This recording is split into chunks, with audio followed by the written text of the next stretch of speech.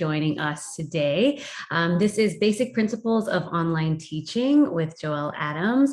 So if you have any questions throughout the seminar, you can just use the raise hand feature or just type it in the chat and we can leave some time at the end for questions. I'll be monitoring that.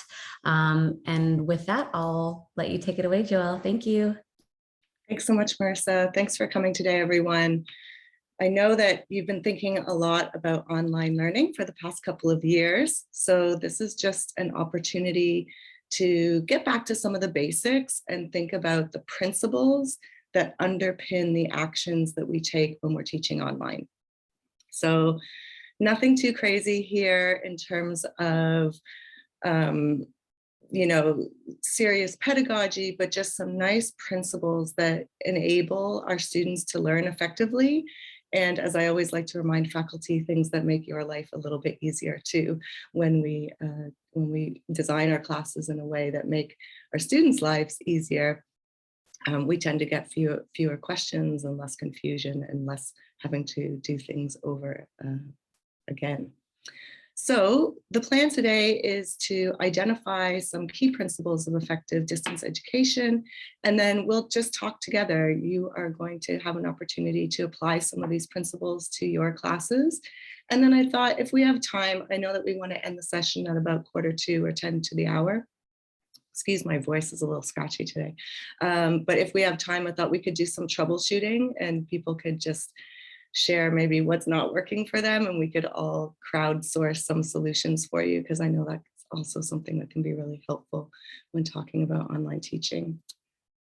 So the first thing I want to address is this idea of principles, not practices. So we are going to talk about practices today, but the principles that underpin the practices, I think, can be really important because they help us understand why we're doing what we're doing. So it's all well and good to learn about new tools or new pieces of software or new activities, teaching and learning activities or assessment activities. But I like to think about the principles that underpin those activities so that we can pivot when we need to and that we can continue to refine our classes. And it also works really well when we're talking to a group of people who are from different disciplines, because the way that you apply these principles might be very different depending on your discipline, your subject, the class you're teaching, and your personal style as well. So I think that rather than explaining or giving other people ideas about what exactly they should do, I like to think about the principles, and then you can figure out what works best for your classes and your students in your subject area. So if you're wondering why we're going out to that meta level, that's the rationale behind that. So the first set of tools I want to think about today, or principles I want to think about today, start with clarity and communication. So one of the key principles in our distance education pedagogy is navigation. So one of the challenges that students face the most, and I've heard this a lot as chair of the Distance Education Committee here at SMC, and also in my own practice as an English teacher, that students don't always know where to find things in Canvas.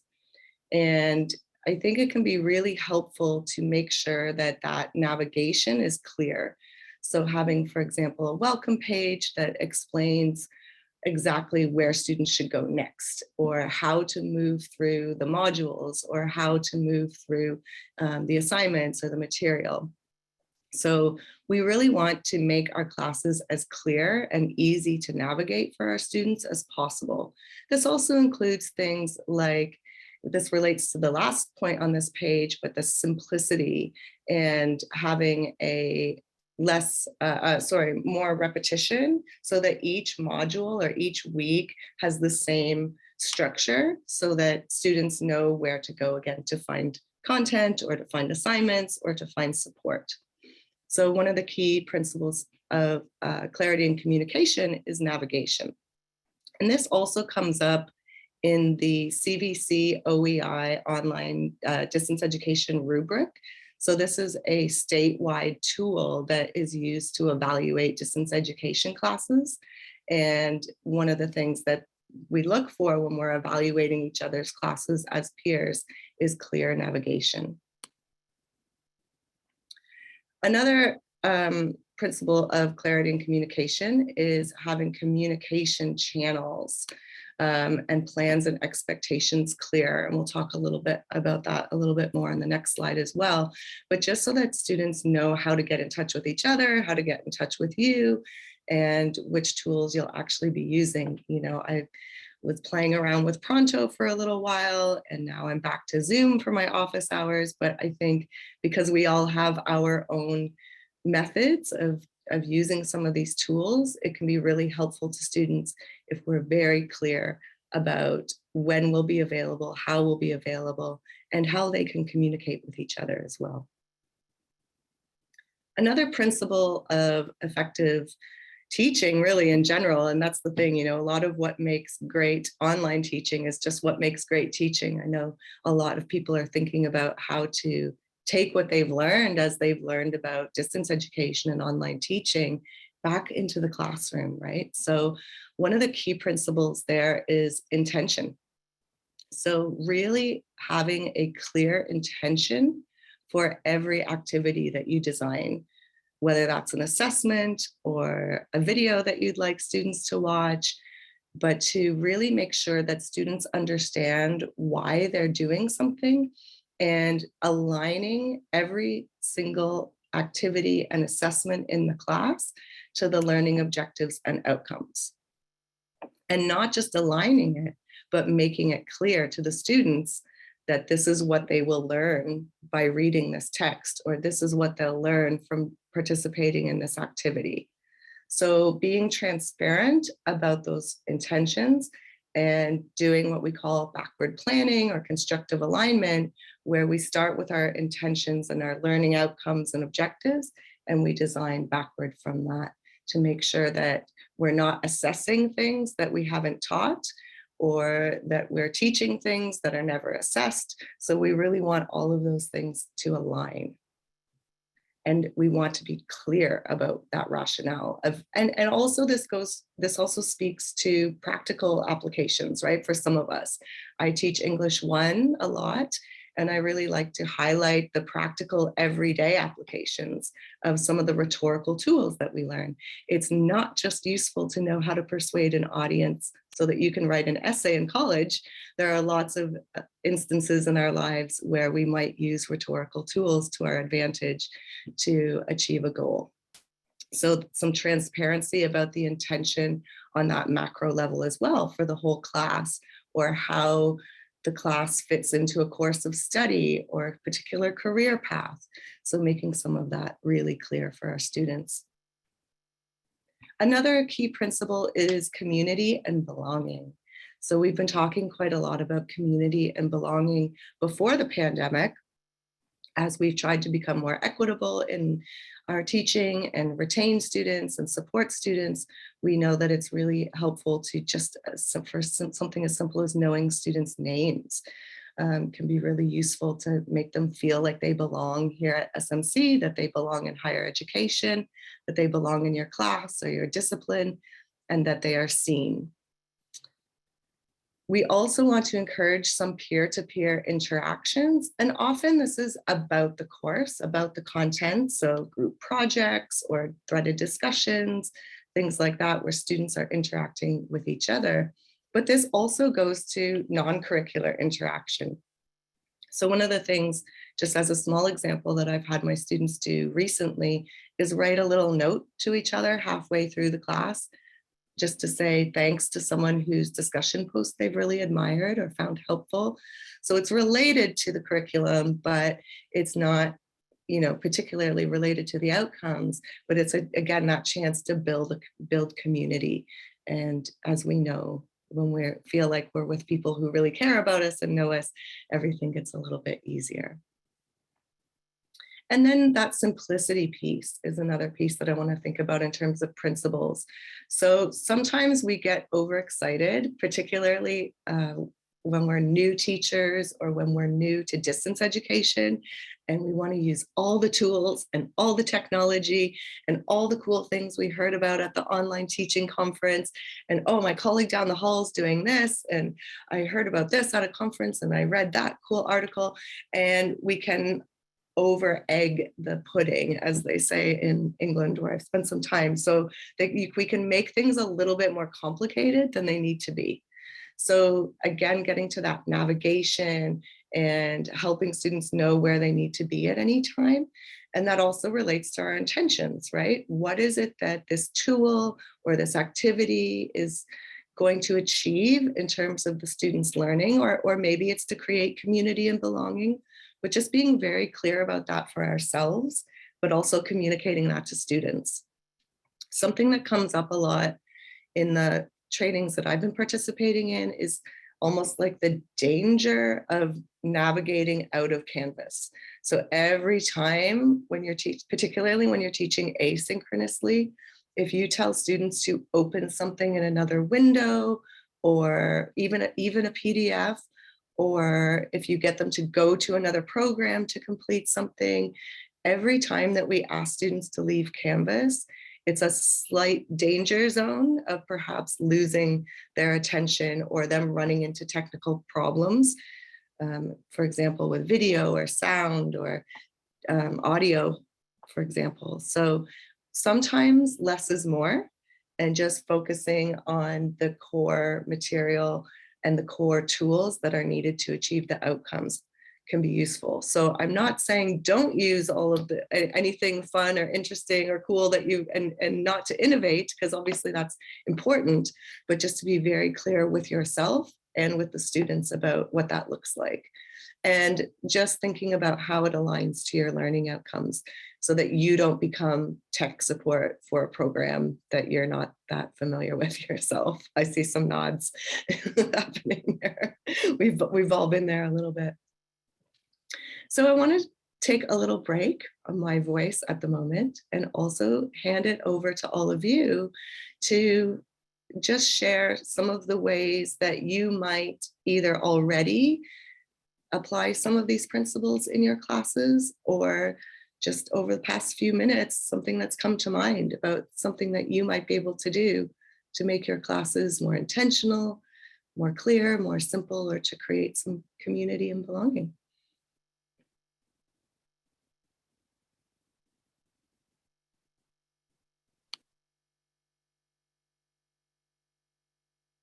Want us to raise our hand, or do you want us to just You speak? can raise your hand, you can just speak, you can type in the chat, you can do whatever feels comfortable for you, Ariba.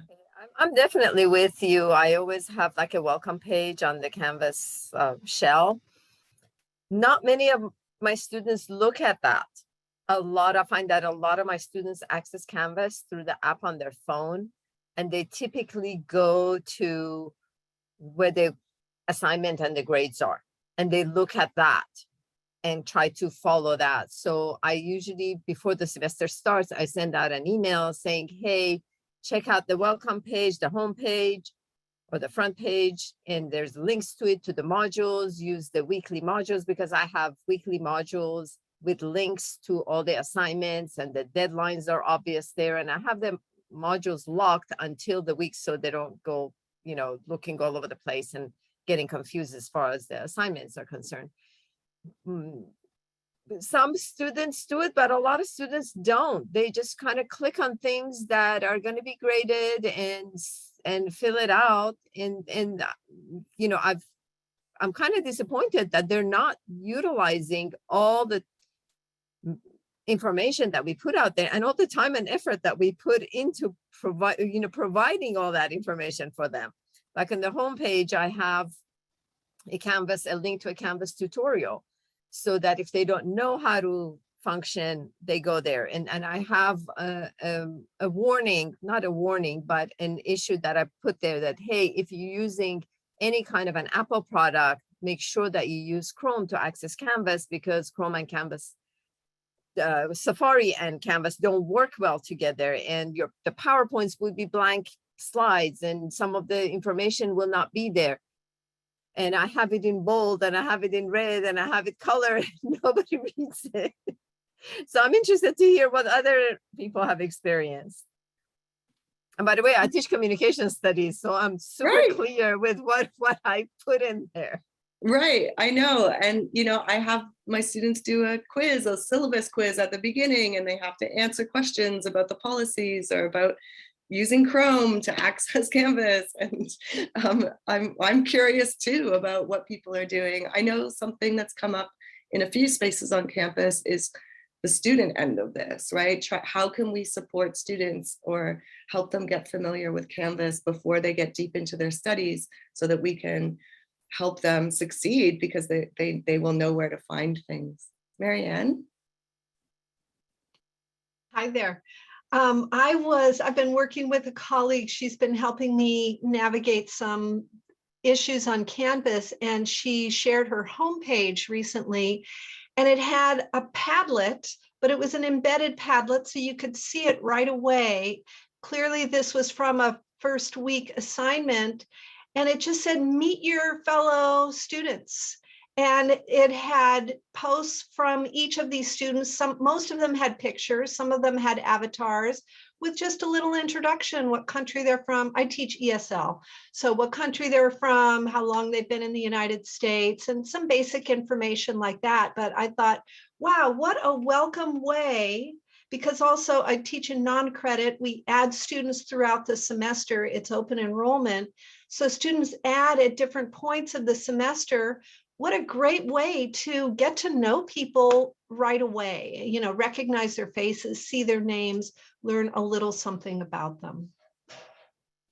I love that, Marianne. It gets to that community and belonging, and it also gets to that simplicity, right, of the embedded. So anything embedded, and you don't have to click out of Canvas. It's all right there. So that's a great tip. I want to come back to something that Fariba said as well, which is about locking the modules. So I'm not sure if everyone here knows, but you can actually quite tightly control the order in which students access the material. You can make it so that it's dependent, that they have to view a certain page before they can view something else. And I wondered about people's experiences with this because I've played around with it both ways. I do like the students to look ahead to the assignment so that they can see where we're going and where we're heading and maybe why they're reading this article or watching this video.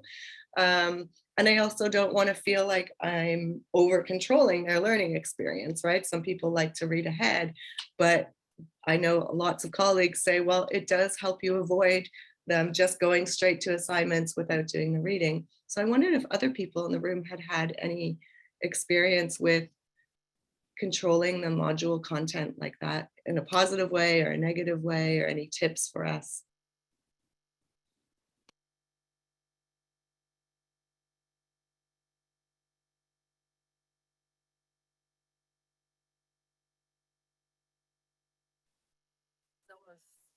Raise their hand. I have had a couple of times where students have asked me to unlock the modules early, especially the ones who mostly do their work on the weekend. And if I have the module open by Monday morning, they've requested that I go in and allow that to happen. And in those cases, I have gone in and unlocked them.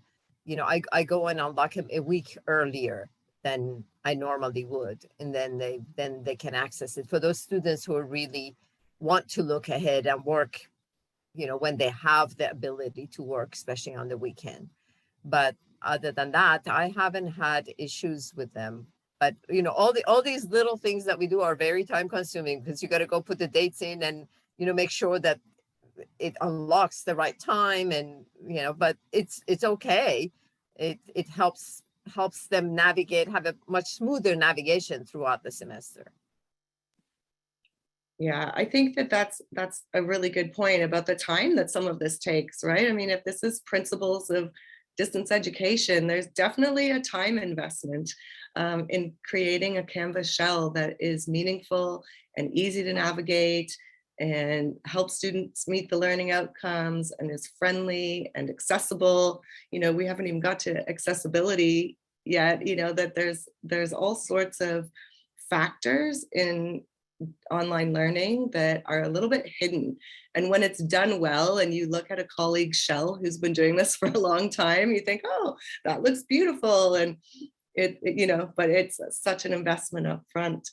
I just want to call attention to some of the comments in the chat. So Eric was saying that requiring students to comment on their peers' posts is really useful. And that's something that I certainly do in English class. And I'm trying to encourage them personally to make those interactions a little bit more meaningful. So I am micromanaging that a little bit more rather than just reply, getting specific about how that reply should look. Like this week I insisted that they disagree with something that someone else had written. So trying to make that a little bit more meaningful. And again, that's part of what we're learning to do in English 1 is have that scholarly debate. So I feel like it's important. So again, that intentionality, that alignment with your learning outcomes. What else? Eric also said that in scholars classes, you rarely have issues with students who don't view each page. Yes, well, yeah, I know. There's something about the desire, and I think there's something about the time, I don't know. We're human beings. If you could do an assignment without reading the paper, the article, might you try it? I don't know. If you're a busy student taking a couple of classes and working a part-time job and commuting and raising your brothers and sisters maybe, and maybe there's something about how those assignments are designed, sometimes making it designed so that it's dependent on some of that reading.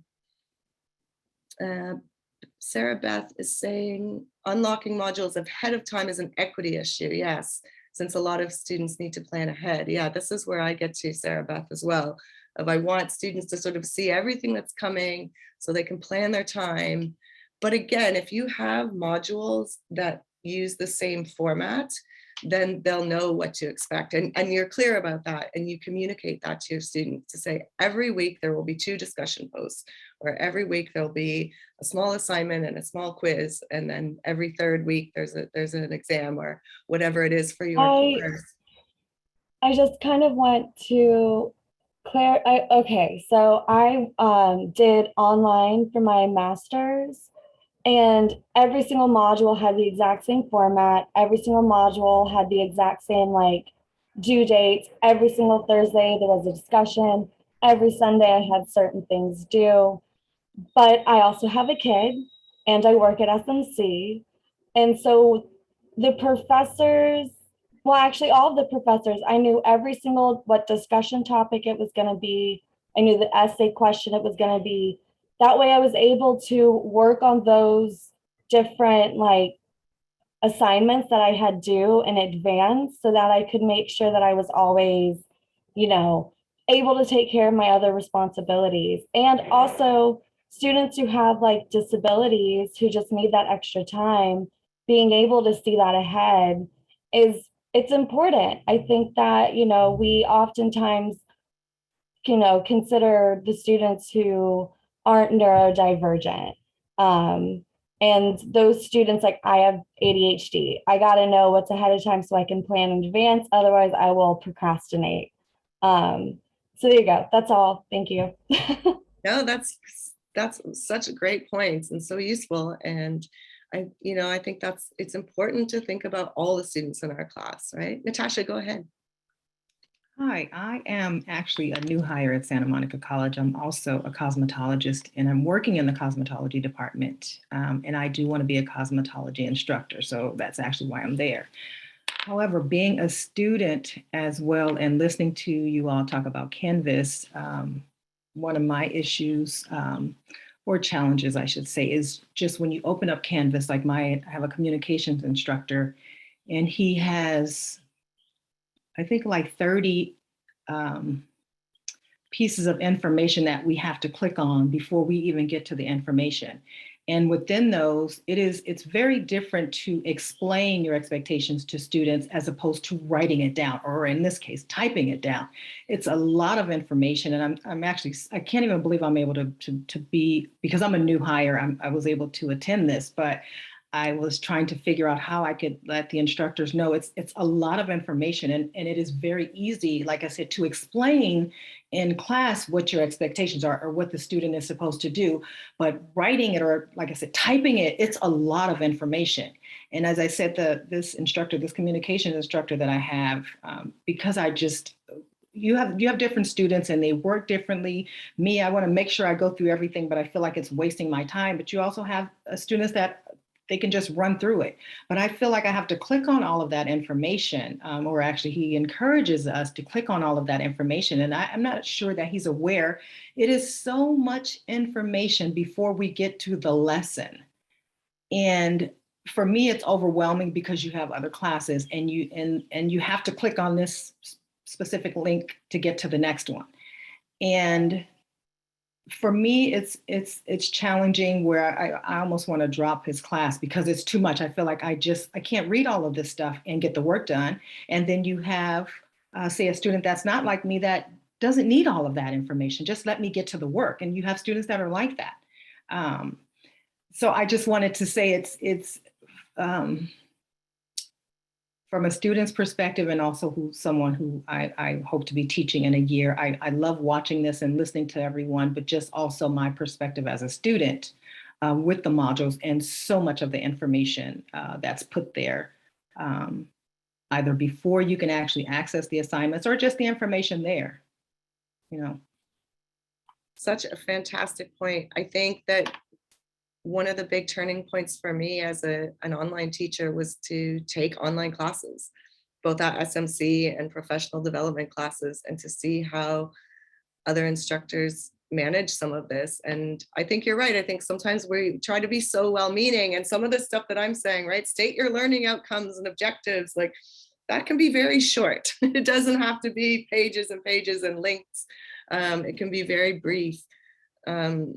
So I think that's a really fantastic perspective. And I do urge anyone who's new to teaching online, or even actually maybe especially if you've been doing it for a long time, to take someone else's class and see how it feels from that student perspective. There's of course the student view button in Canvas, but that doesn't give you quite the same feeling as being responsible for that material and working through it. So thanks for that perspective, Natasha. I really appreciate that. I do want to add and acknowledge that this is a new platform for everyone. So it's not like teachers stop putting all that stuff, because it's very new. And as I said, it's a different thing to state what you want as opposed to writing. So I do acknowledge that this is still all new for everyone. So it's so new for all of us. And then also something else, because I realized by taking someone else's class, I realized how text heavy my class was.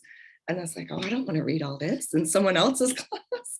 So I started making a lot more short videos too, especially about things that maybe weren't so central. I mean, I teach English, so of course, part of my job is to teach students how to read. But if it's possible, I try to also present instructions and things in a small video. And that, again, that time and effort up front to make a 5-minute video explaining the instructions, even if I'm saying pretty much exactly what's written in the assignment instructions, it prevents a lot of misunderstanding because of the way that people prefer to receive information sometimes. Fariba, go ahead. Yeah, I was going to say just that, because I have made videos for all of my instructional videos for all the speeches and all the assignments, basically, where I explain it. And sometimes, like we would in the classroom, you go into details explaining it, but typing that up, it becomes confusing. So I have all these different videos, some of them shorter. For the longer assignments, they're longer. And then the instructions are written there as well. And I tell them in the video, you can look at this part of the instruction, and I kind of walk them through the whole thing. And sometimes I will do the whole presentation in the video, so they have an actual live example of what I'm looking for, or what they should be aiming for or aiming toward as an example there. So that tends to help. Otherwise, it does become really text heavy, and it's hard on both sides for us to type it up, for it to be coherent, and then for the students to grasp the information. They just look at it and their eyes go blurry, go, oh, I can't read all of this. Absolutely. And we do know that reading on the screen is not the same as reading. I'm pointing to paper as if you can all see it, but it's not the same as reading on paper. So, that's something to consider as well. It's really hard on the eyes, and the brain does not process those words the same way. I just want to call attention to the chat. Some really great comments here about video comments for feedback. Absolutely. Audio and video comments for feedback students love. Sarah Beth, and then Natasha, your hand's up. I don't know if that's an old hand or a new hand, but go ahead, Sarah Beth. That's an old hand. Let me see how to remove that. On all of these Okay. notes, I just want to also throw out there that I tutor English, and I also, any type of writing I see students for, and I just want to say with prompts, I sometimes get prompts that are like 2 or 3 pages long, and that's great, and they're detailed, and that's wonderful. Just want to let all of you know, when your students come in, I whittle it down to a sentence, period, every time. Every time. Does not matter what subject it's for, doesn't matter what style it's for. I cut it down to a sentence so students understand it. Just want to throw that out there, that the fewer words you use, the better your students writing is. Like, we tell students all the time, use fewer words.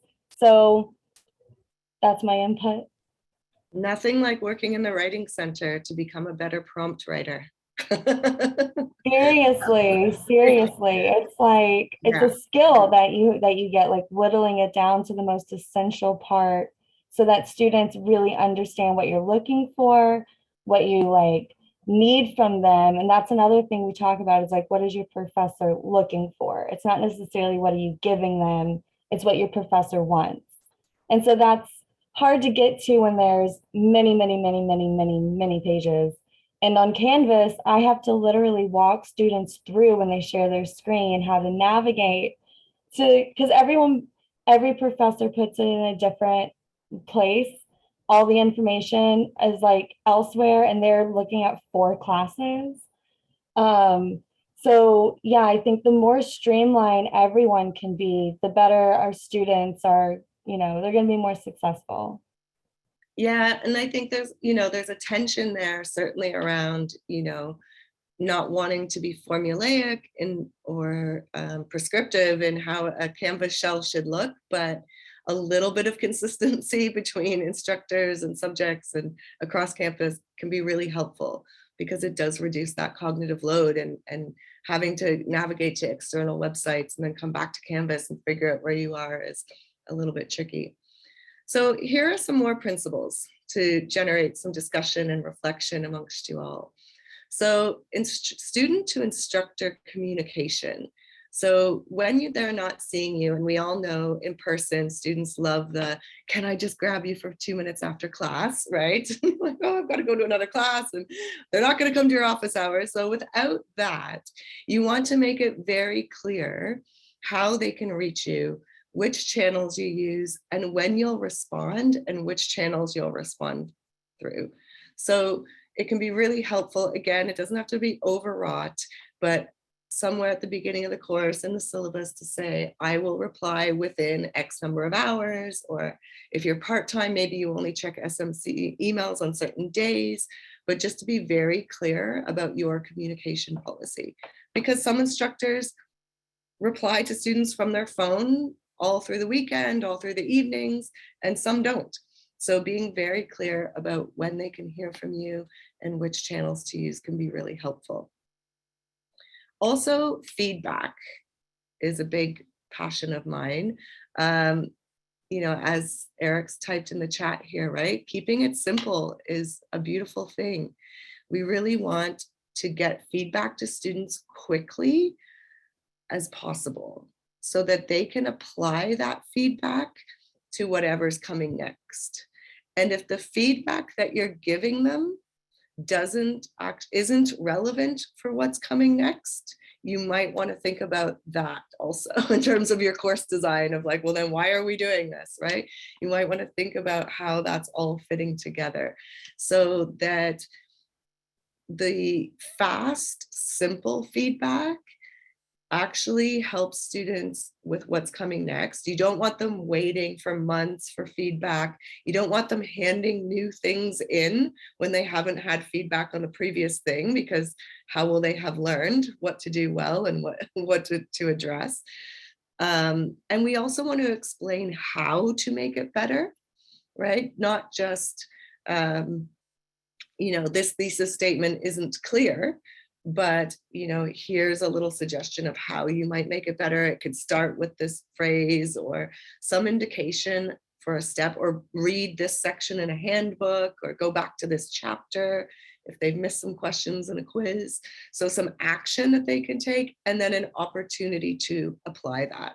So to retake a quiz, to apply that to another assignment, to redo an essay. And also transparency about the feedback and where to find the feedback. Some people use the speed grader in Canvas. Some people use Turnitin. Some people are using external sites. Sometimes some people are giving audio and video feedback. So where do you clearly tell them how to find the feedback and give them support? And it's also, this relates to the last point on this page, once isn't enough. So just saying that at the beginning of the class or in the syllabus doesn't make it so, as we've just been talking about today, right? We need to remind students at that point, I'm releasing some feedback on this assignment. Remember, here's how you can find the feedback. So we want to use that just in time kind of model of student support. So we don't expect them to remember, oh yeah, 3 weeks ago or a month ago, I read a Canvas page about how to find the feedback. So giving them a link to the feedback or some direct instruction can be really helpful. And then an opportunity to apply that feedback, and also maybe some reflection on that feedback, right? What did you learn from doing this assignment? What will you do differently next time? How did you learn? Did you learn from the feedback I gave you, or from the peer review discussion that we did 2 weeks ago? So really helping students understand how they're learning. So these are some of the other principles that can really lead to effective learning in our online teaching. What are your comments about these principles or continuation of our previous conversations?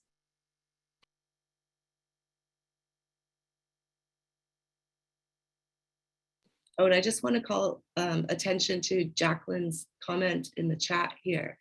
Including examples of completed assignments is such a great practice. Having a little module full of them, or pointing to them again at those times, right? Here's the instructions, and here's a sample of what it could look like when it's done. Yeah, exactly. I have them right where the assignment is located. I say that if you're curious about what I'm looking for in this assignment, here's an example of a completed one. And at the end of all the directions, I link to the Canvas instructions on how to submit the assignment, because it's like in every module, every assignment, same for my threads, just because I find that I think that they either sometimes forget or need that refresher.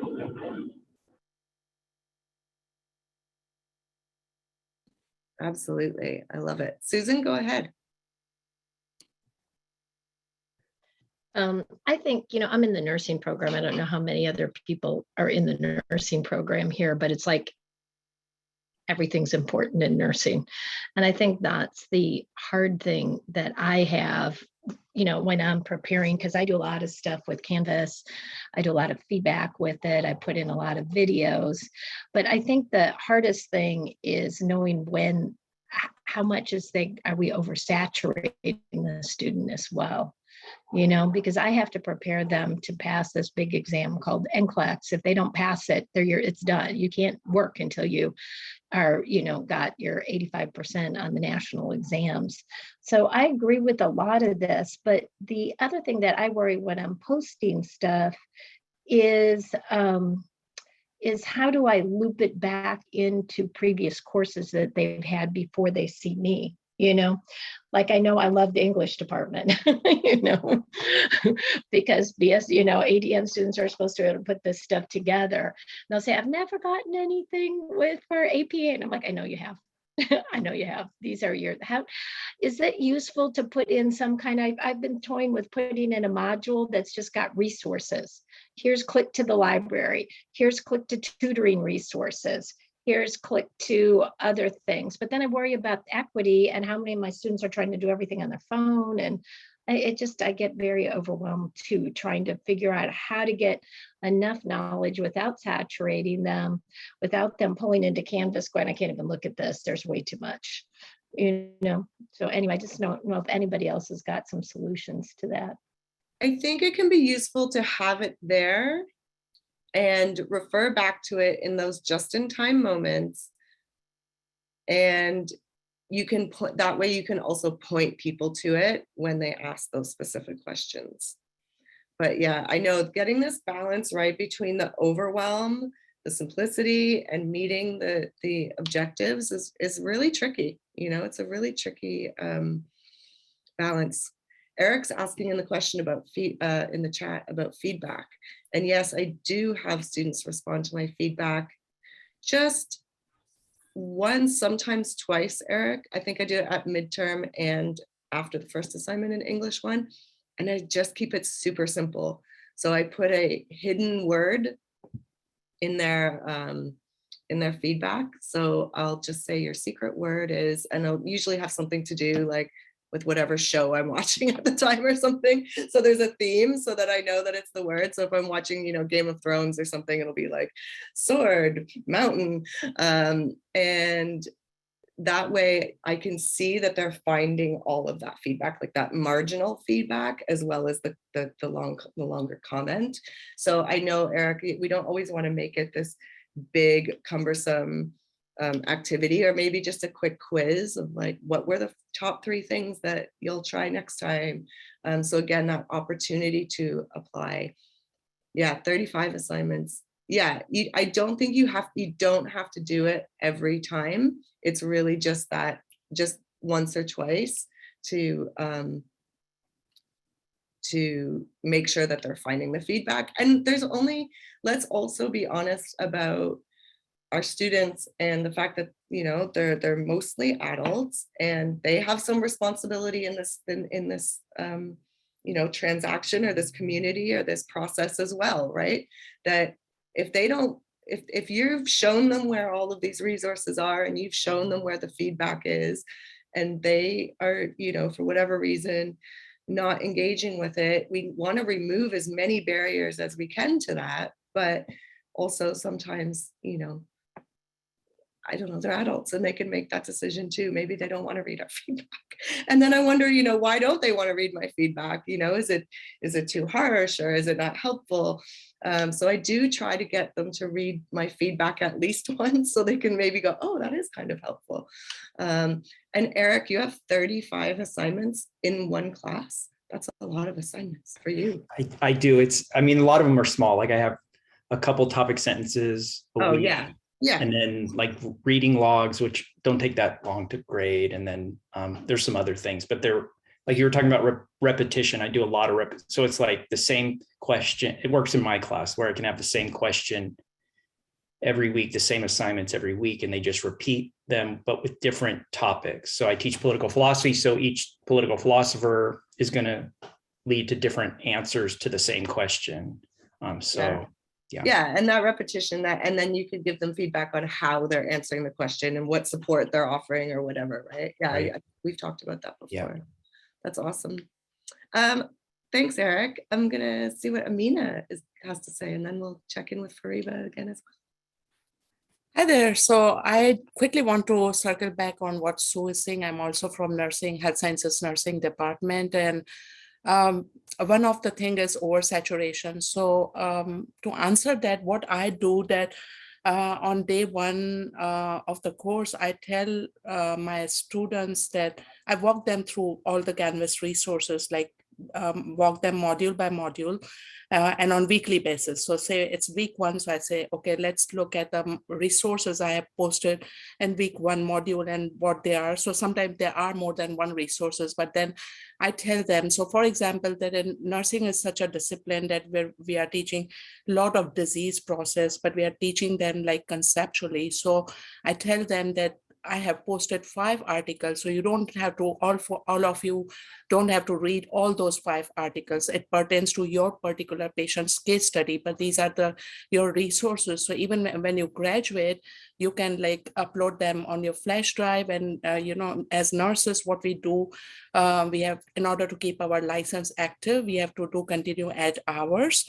So I tell them that this is kind of your portfolio of all these resources for your future.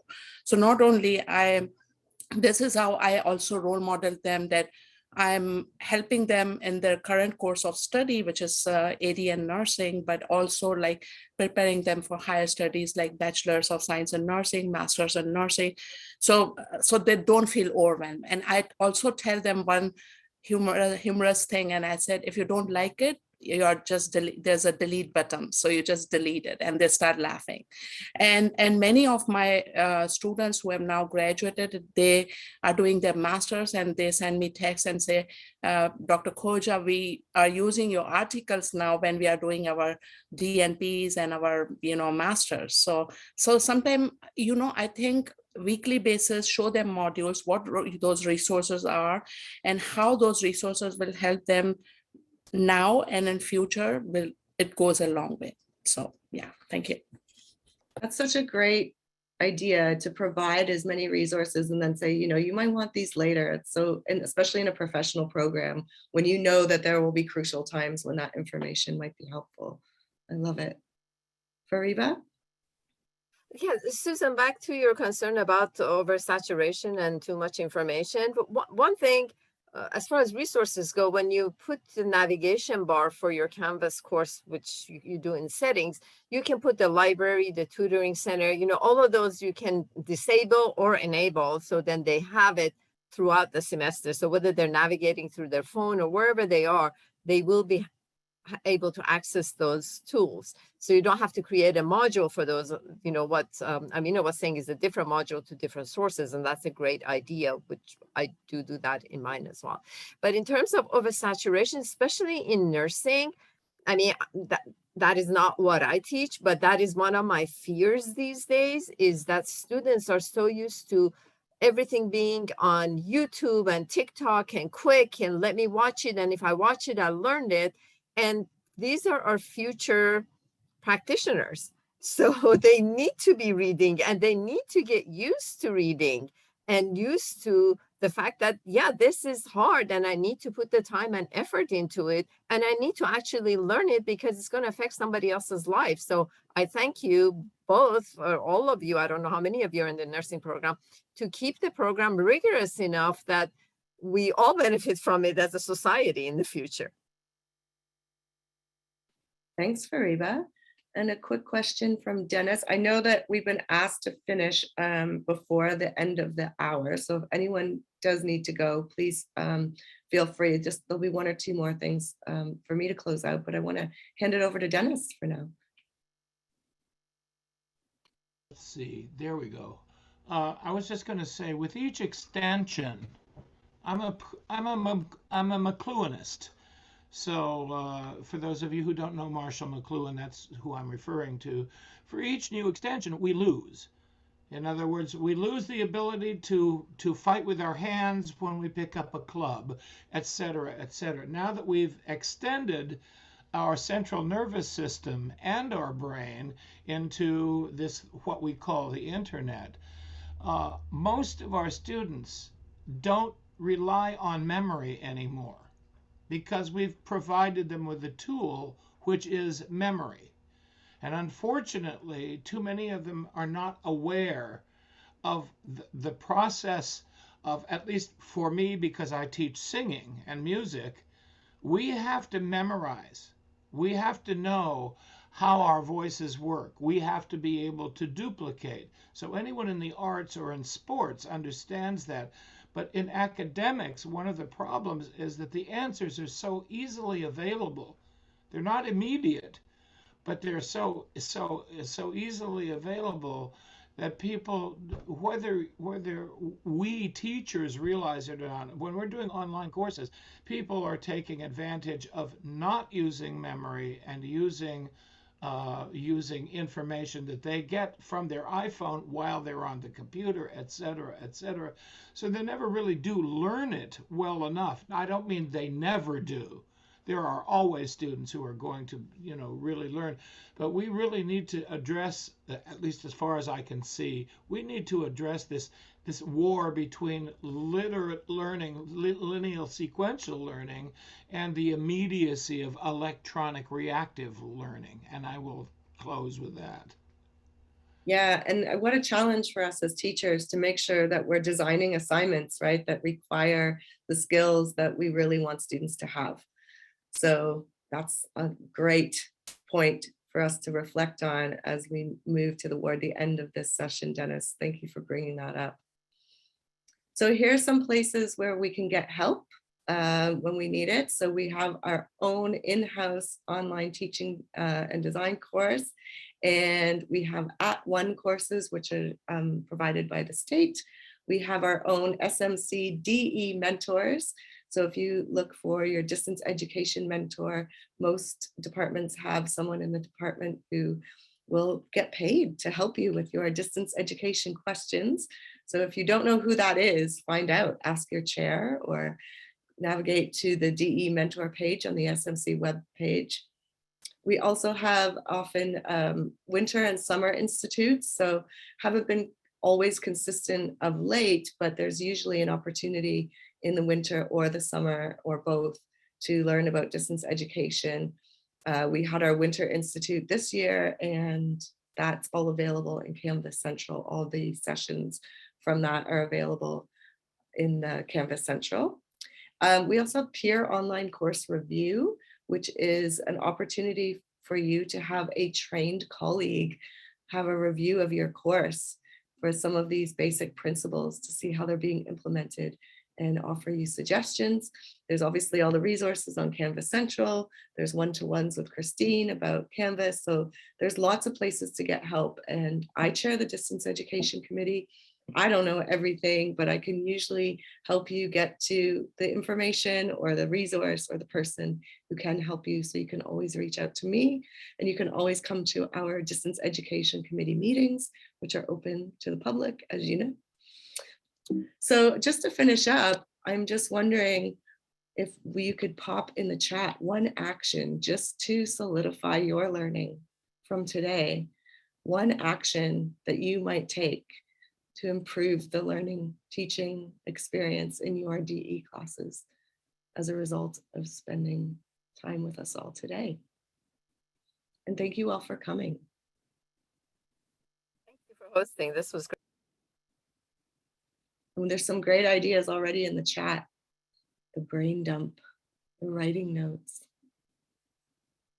Love it. Positive feedback, absolutely. Intentionality. Some good strategies. Thank you all for coming. Enjoy the rest of Professional Development Day. Keep it short and simple. There's a survey there for you to fill out as well. SMC resources, video feedback, making your students respond to feedback. Thanks, Marianne. I always try to begin with principles. You probably know that about me by now after working with me on several projects. Quicker to respond to student feedback. Yeah, I love that. Be brief and consistent. Fantastic. Short and concise. Thanks for all your input. Have a great day, everyone. See you in something or other this afternoon. Bye-bye.